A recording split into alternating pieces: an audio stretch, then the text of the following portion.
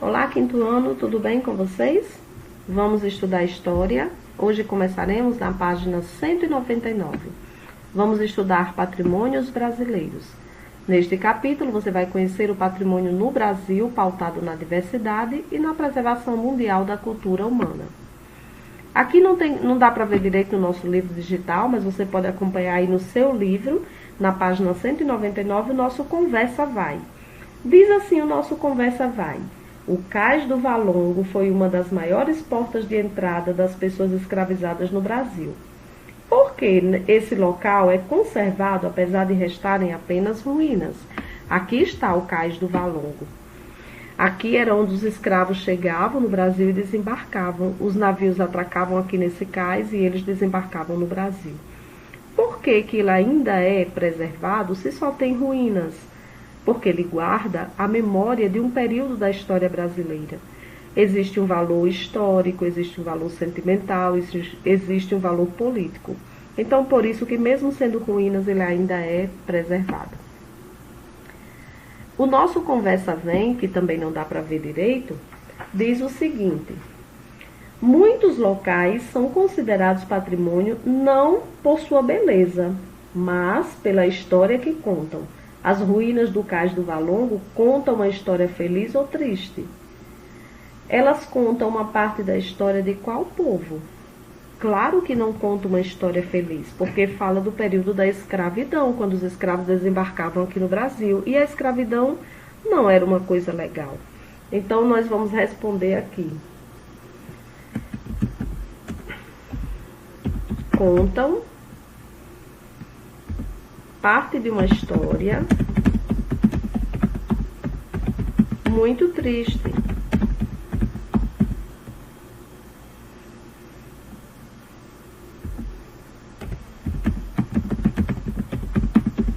A da escravidão de africanos no Brasil e seus descendentes. Então não é, infelizmente, não é uma história feliz, né? É uma história triste, porque conta parte de uma história onde as pessoas eram escravizadas. E a escravidão foi um período difícil, as pessoas sofriam muito, então não é uma história feliz, não é uma boa lembrança. Página 200. Novo patrimônio brasileiro. Por muito tempo, a cultura de grupos indígenas e de afrodescendentes não foi considerada parte do patrimônio nacional. Isso porque antes apenas obras de arte e prédios antigos no estilo português eram considerados patrimônio. Patrimônios culturais afro-brasileiros. A partir dos anos de 1970, vários lugares foram considerados locais de memória e patrimônio, mesmo sem ter grandes construções. Atualmente, o significado histórico e cultural de um local é mais importante que a construção em si, como é o caso das ruínas do Cais do Valongo. Essa mudança no conceito de patrimônio ocorreu com a atuação da ONU e o fortalecimento do movimento negro. Desde então, aumentou o interesse em pesquisar e conhecer as culturas e as histórias indígenas e afro-brasileiras. As ruínas do Cais do Valongo representam parte da história da escravidão. Já o Quilombo dos Palmares representa parte da história da resistência à escravidão. Ele ficava no interior do estado de Alagoas e resistiu aos ataques de portugueses por mais de 100 anos. Seu líder, Zumbi dos Palmares, foi morto em 1695. Zumbi foi reconhecido como herói nacional no ano de 1997. A Serra da Barriga, onde se situava Palmares, foi transformada em patrimônio nacional no ano de 1986.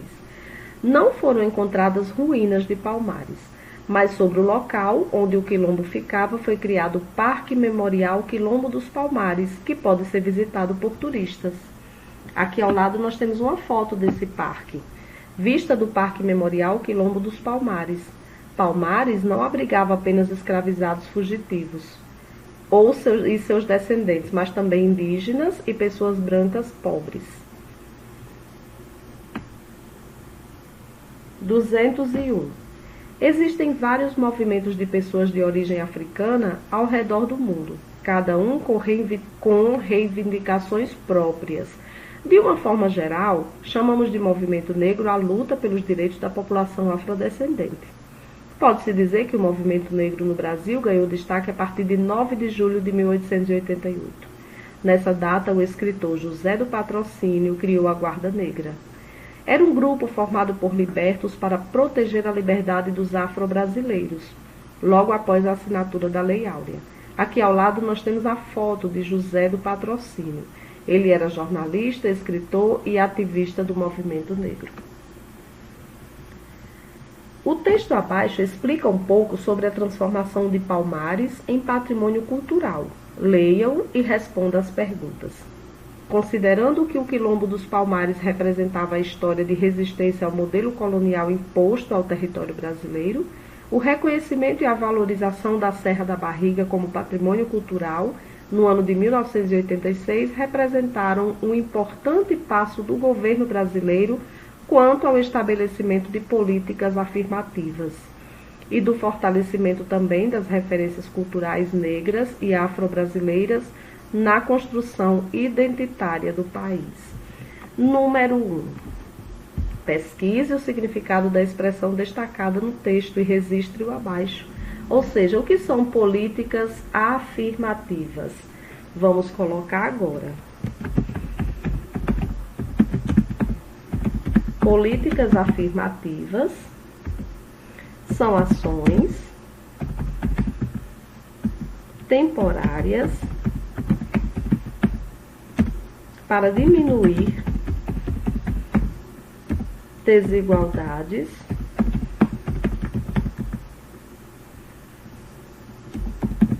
raciais, religiosas, financeiras,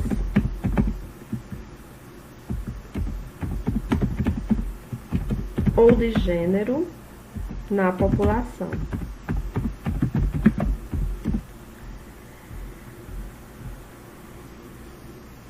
Então, políticas afirmativas são essas ações que visam diminuir um pouco da desigualdade. Desigualdade seja ela racial, religiosa, financeira ou de gênero. Número 2. Por que Palmares é considerado importante para a população brasileira, apesar de não ter vestígios materiais? Porque Palmares fez parte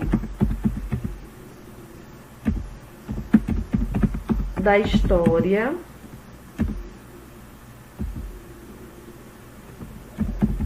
da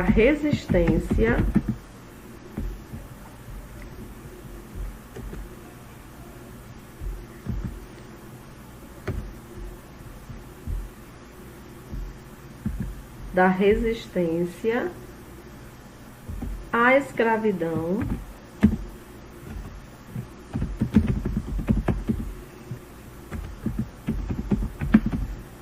no Brasil. Por isso que ela é tão importante até hoje, né? Guardar a memória, o local. Porque ela fez parte da história da resistência à escravidão no Brasil.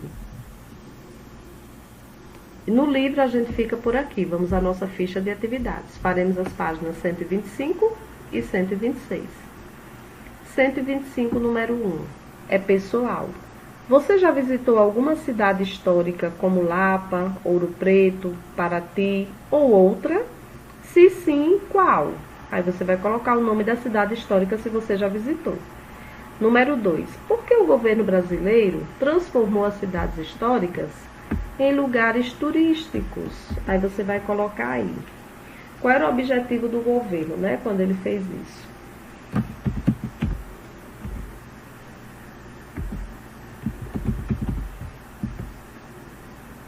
Ele queria usar o patrimônio nacional para desenvolver a economia do país. Por isso que eles transformaram, porque quando as pessoas vão visitar esses lugares como turistas, eles deixam lá um pouco do dinheiro, né? E movimenta a economia. Eles vão para hotéis, eles frequentam restaurantes, eles vão para as feiras, eles fazem compra. Isso ajuda a movimentar a economia do lugar e assim de todo o país.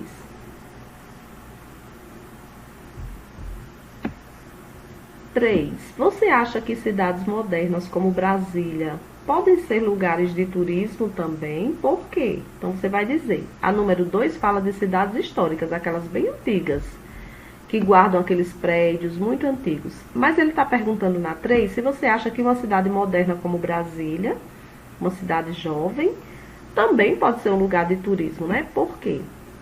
4. Observe a imagem a seguir. Trata-se da Catedral de Brasília, projetada pelo arquiteto Oscar Niemeyer e inaugurada em 1970. Então, aqui é uma catedral. 126, letra A. Qual é a diferença entre essa catedral e outras igrejas que você já viu? Aí você vai olhar a foto da catedral, pensar nas igrejas que você conhece e dizer aqui na letra A qual é a diferença entre elas. B. Você achou essa catedral bonita? Justifique sua resposta. Aí é pessoal também. 5. Um tipo de patrimônio encontrado no Brasil é o patrimônio arqueológico. Que tipo de vestígios podem ser encontrados em um sítio arqueológico? Tia vai responder aqui embaixo, porque aí nessa folhinha não tem como fazer. Eu vou botar aqui número 5, mas você faz lá na sua folhinha número 5. Certo? Então, que tipo de vestígios podemos encontrar no sítio arqueológico? Vários. Por exemplo, cacos de cerâmica, pontas de flechas,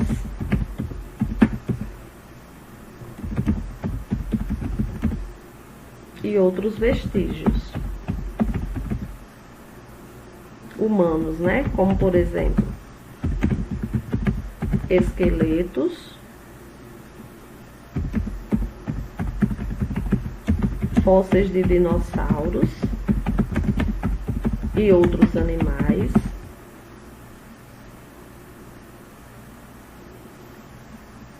e de plantas também, e etc.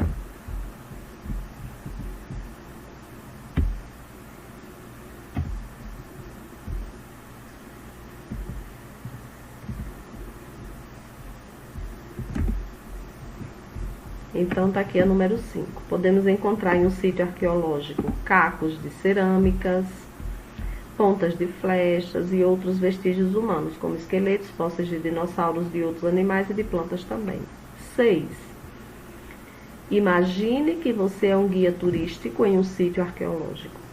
O que você faria se visse, letra A, uma pessoa pichando as pedras?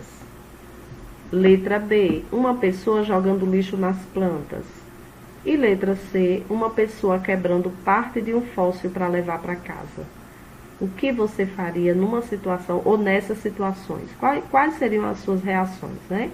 Pessoal também, vocês vão colocar aí. Por hoje é só, façam no capricho e a gente se encontra na próxima aula. Tchau!